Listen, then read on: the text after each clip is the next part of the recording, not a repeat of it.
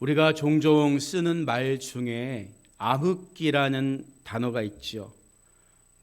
역사의 암흑기, 언론의 암흑기, 심지어 응원하는 스포츠 팀의 성적이 좋지 않을 때 우리 팀의 암흑기, 이런 말도 써요.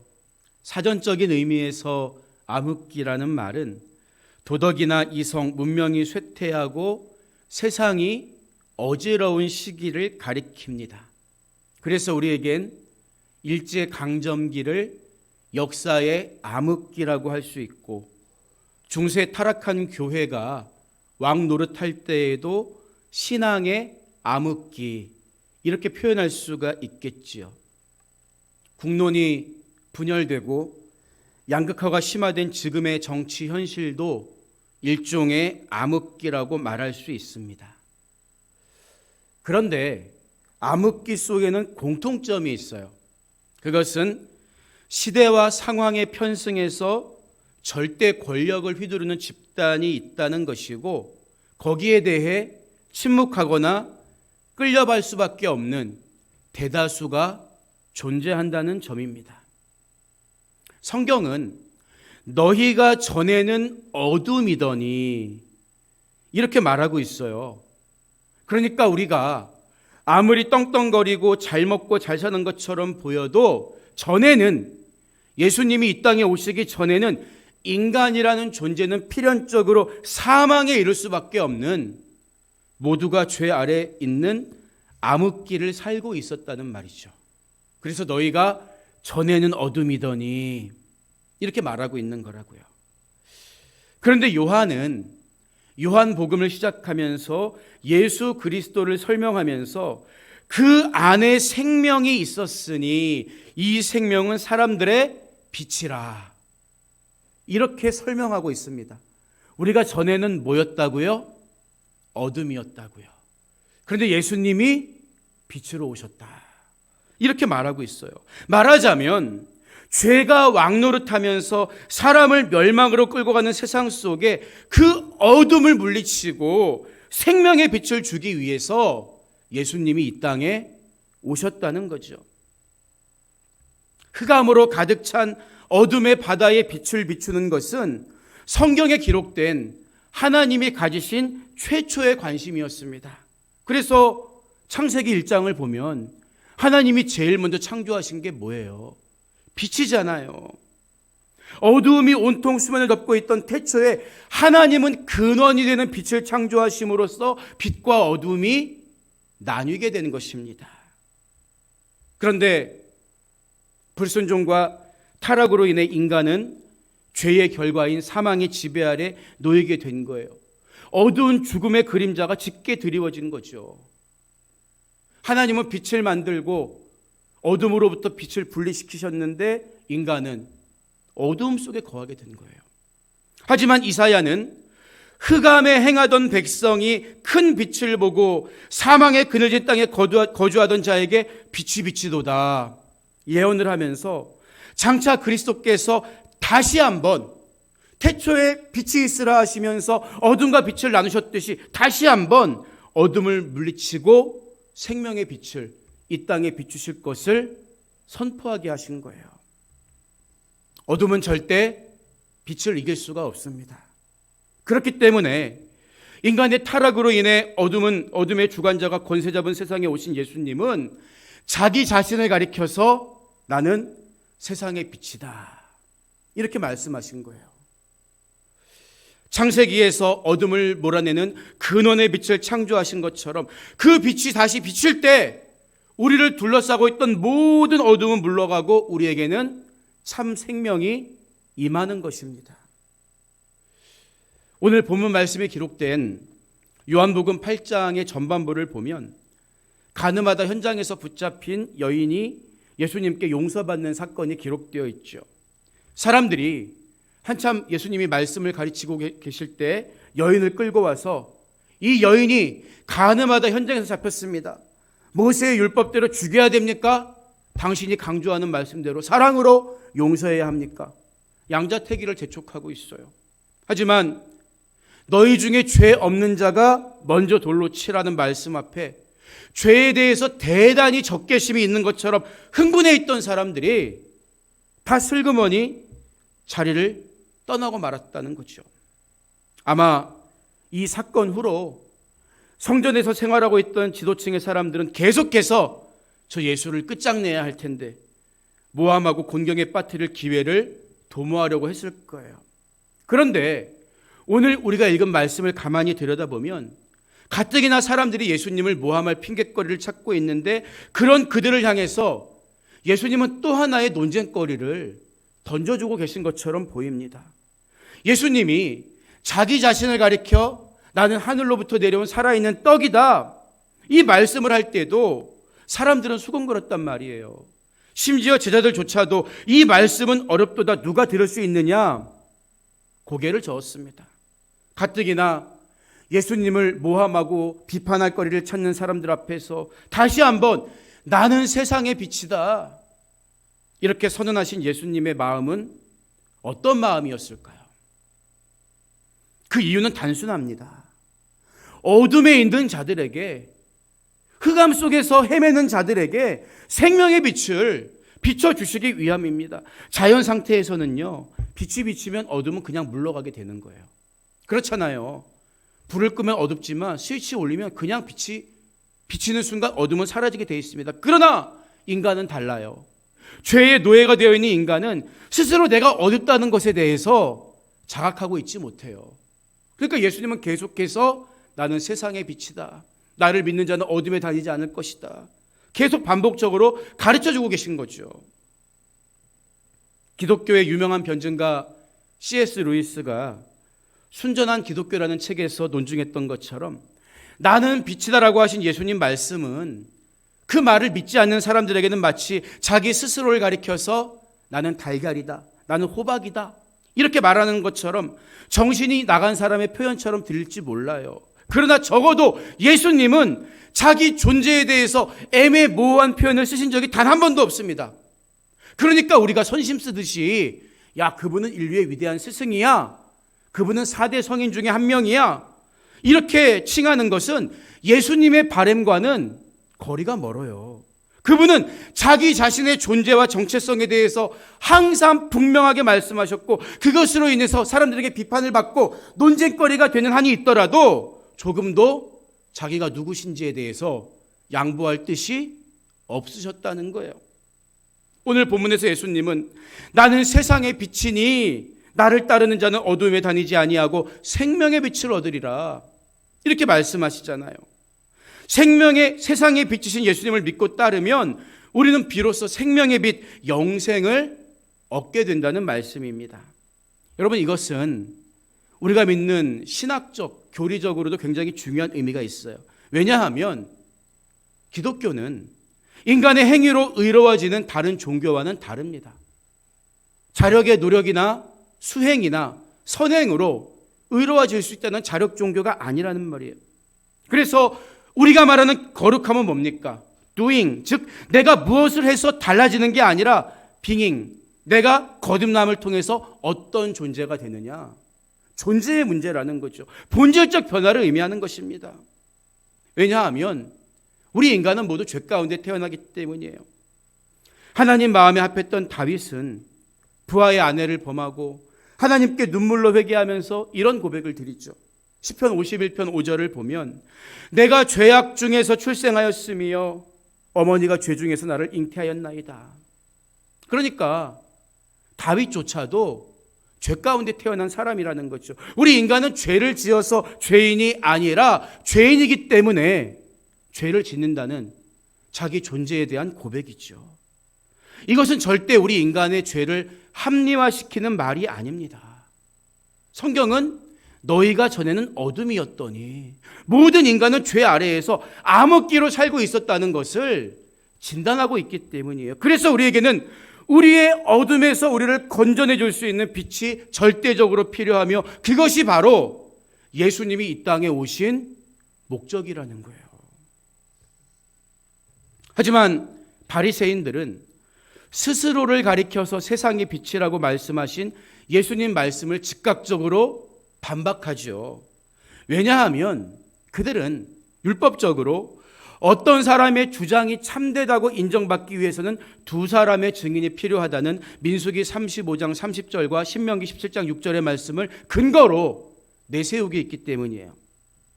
하지만 예수님은 그들의 주장이 합당하지 못함을 지적하십니다. 왜냐하면 예수님은 이 땅에 오셔서 홀로 사역하신 것이 아니라 아버지의 뜻을 이루게 하시는 성령님과 동행하면서 삼위일체 하나님으로서 그 일을 행하셨기 때문이에요.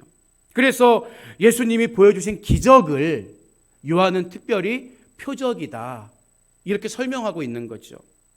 기적은 영어로 미라클인데 말 그대로 신비한 현상 그 자체를 의미합니다.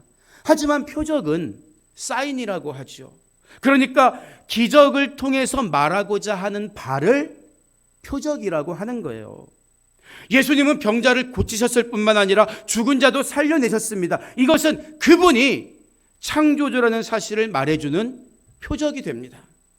또한 예수님은 풍랑도 잔잔하게 하셨을 뿐만 아니라 천국과 몸의 부활에 대해서도 가르쳐 주셨다고요. 그분은 구세주시기 때문입니다. 예수님이 행하신 가장 중요한 사역 가운데 하나가 죄인을 불러 회개시킨 일이었습니다. 흑암의 권세에 사로잡혀 죽을 수밖에 없는 영혼을 회개하고 거듭나게 하는 것은 말씀으로 없던 천지를 창조하는 것만큼이나 어렵고 귀한 사역이라고요. 하나님을 떠난 마음을 하나님을 구하는 마음으로 변화시키시고 거짓을 따라 살던 마음을 진리를 추구하는 마음으로 바꿀 수 있는 분은 오직 예수 그리스도밖에 없습니다. 그래서 그 사랑과 은혜를 입은 우리들이 예수님을 구세주로 고백하고 믿고 따르는 것이죠. 예수님은 인류의 죄를 대속하시려고 십자가에서 희생의 죽음을 당하셨습니다. 이것은 메시아가 장차 고난받고 인류를 위한 대속의 사역을 감당하시리라는 구약 예언의 말씀을 성취시키신 거예요. 하지만 예수님은 죄가 없기 때문에 사망의 권세를 깨뜨리고 부활하셨습니다. 인류 역사상 사망을 이긴 사람이 있습니까? 전에 어둠이었던 인간이 죽음을 극복하고 살아난 사람이 있습니까? 없다고요. 예수 그리스도만이 영원히 사망의 권세를 이기시고 하나님 나라로 부활하시고 승천하셨습니다. 이것을 예수님이 혼자 이 땅에 오셔서 자기 육신만 가지고 이루신 사명이 아니라 성령을 기름 붓듯 부으심에 아버지의 뜻을 함께 행하셨노라. 이런 말씀을 하고 있는 거예요.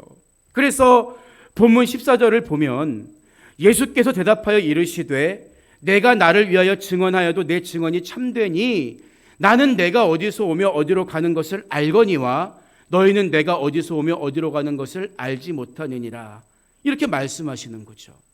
사람들은 예수님의 말씀을 뒷받침할 수 있는 증인이 없기 때문에 예수 당신의 말은 참되지 못해 이렇게 따지고 있는데 예수님이 이렇게 반박하시는 거예요. 그런데 여러분 이 구절만 떼어서 보면 예수님이 어디서 오며 어디로 가는 것을 아시는 게 왜 예수님의 증언에 대한 증거가 되는 것인지 이해하기 어렵죠. 이 말씀은 이어지는 16절과 18절에 연관되어 있는 말씀이기 때문입니다. 16절을 보면 내가 혼자 있는 것이 아니요 나를 보내신 이가 나와 함께 있느니라 이렇게 말씀하세요. 그러니까 말씀은 지금 예수님이 하시지만 예수님께는 누가 함께 계신다는 거예요? 아버지께서 함께 계신다는 거죠.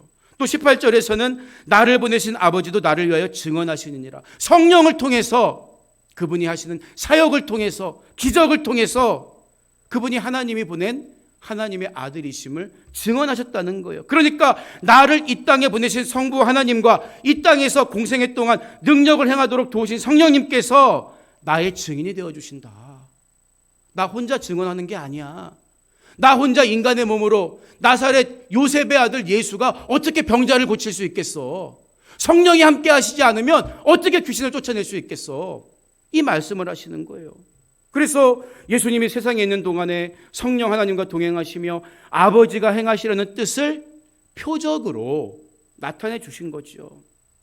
이처럼 바리새인들은 예수님의 주장을 뒷받침할 수 있는 증인이 없기 때문에 예수 당신의 말은 진리가 아니야 반박했지만, 예수님께서는 당신께서 행하셨던 일들, 성령의 능력으로 행하신 아버지의 뜻이 곧 내가 혼자가 아니라 아버지와 성령과 함께 있다는 것을 증명하는 일이다, 이렇게 말씀하신 거예요. 그래서 예수님의 제자 중 빌립이 예수님, 하나님 아버지를 좀 보여주시면 더 많은 사람이 예수님 믿지 않겠습니까? 이런 제안을 했을 때 뭐라고 말씀하십니까? 빌립아, 나를 본 자는 아버지를 보았거늘 어찌하여 아버지를 보이라 하느냐? 내가 하는 일을 봐. 내 안에 아버지가 함께 계시는 거야. 내가 지금 행하고 하는 이 말씀, 이 뜻을 봐. 아버지가 그 뜻을 갖고 나를 보내신 거야. 나를 보면 아버지를 똑같이 본 건데 왜 또 아버지를 보여달라고 하지? 나를 보면 아버지를 본 건데. 이렇게 말씀하시잖아요.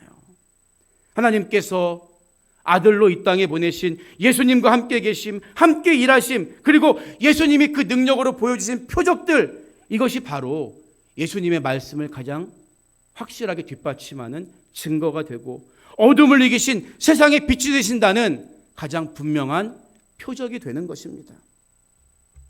여러분, 과거에는 왕이 절대적인 권력을 가진 존재였어요. 그래서 백성들에게 내가 하는 말을 좀 들어달라든지 내가 하는 이 얘기를 좀 믿어달라든지 이렇게 부탁할 필요가 있습니까? 필요가 없어요. 머리에 왕관을 쓰고 있으면 그냥 그 말이 법이던 시대였습니다. 그래서 복음서를 보면요, 만왕의 왕이신 예수님이 나를 좀 믿어줘, 나를 믿어라, 이렇게 말씀하신 내용보다 나는 어떤 존재이다, 이렇게 밝히신 부분이 훨씬 많아요. 왜? 진리는 설득할 필요가 없기 때문입니다. 예수님이 하셨던 말씀과 그분이 보여주신 기적이 그분이 누구와 동행하시는가, 누가 그분과 함께 하시는가, 그분이 누구이신가에 대한 직접적인 대답이 되기 때문이에요. 그분은 그리스도시며 살아계신 하나님의 아들, 곧 성자 하나님이십니다. 하지만 문제가 뭡니까? 빛이 어둠에 비추되 어둠이 깨닫지 못하더라. 요한복음 1장 5절의 말씀처럼 사람들은 빛으로 오신 예수님을 알아보지 못해요. 알아보지 못해요. 그들이 신뢰하는 것은 오로지 육적인 것이었기 때문입니다. 어둠에 꽉 막혀 있었기 때문이에요. 과거 그들의 조상이 금송아지를 만들고 눈으로 볼 수 있는 하나님을 만들고 거기에 경배한 것과 마찬가지로 육체를 따라 판단하는 사람들은 눈에 보이는 것만 기준으로 삼습니다. 지금도 자연주의 사상에 기반을 둔 세상 철학과 가치는 오로지 눈에 보이고 증명할 수 있는 것만을 진리로 여기죠.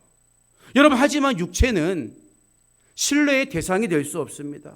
우리는 어둠 속에서 한 치 앞도 내다볼 수 없기 때문이에요. 그렇기 때문에 어둠을 이기고 생명의 빛으로 오신 예수 그리스도를 통해서만 우리는 진리를 알 수 있는 것입니다. 진리를 알지니 진리가 너희를 자유롭게 하리라. 내가 곧 길이요 진리요 생명이다. 주님 가르쳐 주신 거예요. 그래서 예수님은 15절에서 너희는 육체를 따라 판단하나 나는 아무도 판단하지 아니하노라, 이렇게 말씀하신 거죠. 말씀드렸던 것처럼 어두움에 있는 사람들, 자연 상태에 있는 사람들, 육체를 따라 판단하는 사람들은 나를 보내신 분은 내 아버지라고 말씀하신 예수님의 말씀의 의미를 절대 이해할 수가 없는 거예요. 그래서 19절 말씀을 보면 여전히 깨닫지 못하고 예수님이 말하는 내 아버지가 나사렛 출신의 인간 요셉인 줄 알고 이에 그들이 묻되 내 아버지가 어디 있느냐? 네 아버지 벌써 죽었잖아. 아버지 어디 있어? 문맥을 살펴보면 이런 뜻이거든요. 조롱하고 있는 거예요. 그러니까 그들의 말에 대해 예수님이 19절 후반부에서 예수님께서 대답하시되 너희는 나를 알지 못하고 내 아버지도 알지 못하는도다. 나를 알았더라면 내 아버지도 알았으리라 말씀하는 거죠. 사람들은 눈으로 볼 수 있는 인간 요셉, 그 집에 있는 아들 예수, 이렇게밖에 몰랐어요. 하지만 예수님은 어디서 왔는지, 어디로 가는지, 내 진정한 아버지가 누군지 알고 계셨다는 거죠. 요한복음에 반복되는 메시지가 유대인들이 그토록 갈망하는 메시아가 이 땅에 오셨음에도 불구하고 알아보지 못했다. 그들은 알지 못하더라. 심지어 제자들도 알지 못하더라. 이 알지 못했다는 말이 계속 반복되고 있어요. 이게 요한복음의 특징이거든요. 그 이유가 뭡니까? 간단합니다.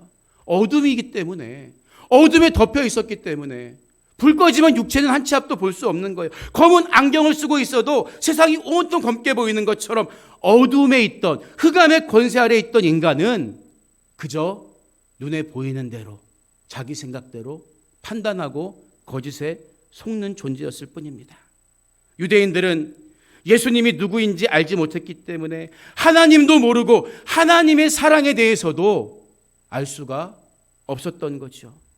오직 어둠을 이기신 예수 그리스도를 통해 생명의 빛을 얻을 수 있는 것처럼 우리는 예수님을 통해서만 하나님 사랑이 이렇게 대단하군요, 하나님 사랑이 이렇게 놀랍군요, 이것을 깨달을 수가 있는 거예요. 세상의 빛으로 오신 예수 그리스도를 영접하고 생명의 빛을 소유할 수 있는 믿음 주심에 감사하기 바랍니다. 그 주님 안에서 진리의 길을 걸어가는 여러분들이 되시기를 주님의 이름으로 축복합니다. 오늘 말씀을 마무리합니다. 뉴욕 항을 항해하다 보면 로빈스 리프라고 불리는 등대를 볼 수 있어요. 그런데 이 등대에는 한 여성의 감동적인 이야기가 담겨 있습니다. 19세기 말 뉴욕에 살던 한 처녀가 등대직이었던 존 워커라는 청년과 결혼을 해요. 이 부부는 등대 하나만 겨우 서 있는 로빈스 리프라는 바위 섬에 살아야 했죠. 이렇게 척박하고 쓸쓸한 데선 도저히 못 살겠다고 신부는 한 달 동안 짐도 풀지 않았지만 떠날 수도 없어서 그럭저럭 정착하게 됩니다. 두 사람의 사랑과 신뢰감이 깊어갈 즈음 남편 존이 아프기 시작해요.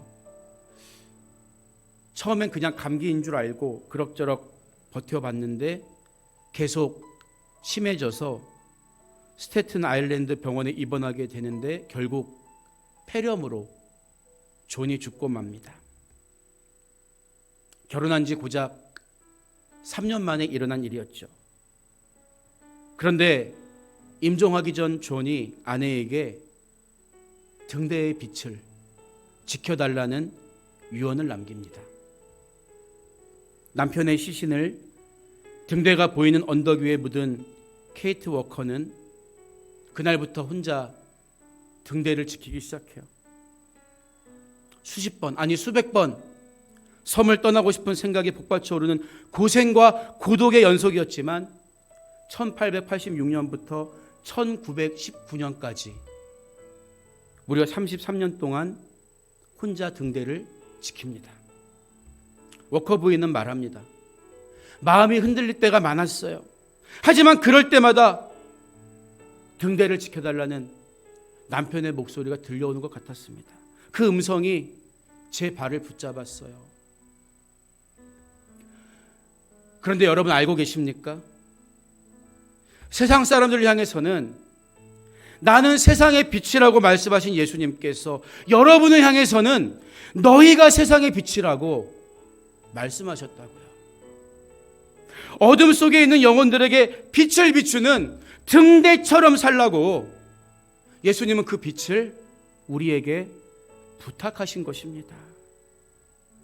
모든 어둠을 이기신 예수 그리스도를 내 마음에 품고 우리도 죽어가는 영혼들에게 그 등대의 빛을, 생명의 빛을 비춰야 하지 않겠습니까? 뜻이 하늘에서 이룬 것 같이 땅에서도 이루어질 수 있도록 세상이 어두워질수록 더욱 환한 예수 그리스도의 빛을 들고 나아가는 여러분의 귀하고 복된 발걸음이 되시기를 주님의 이름으로 부탁드립니다.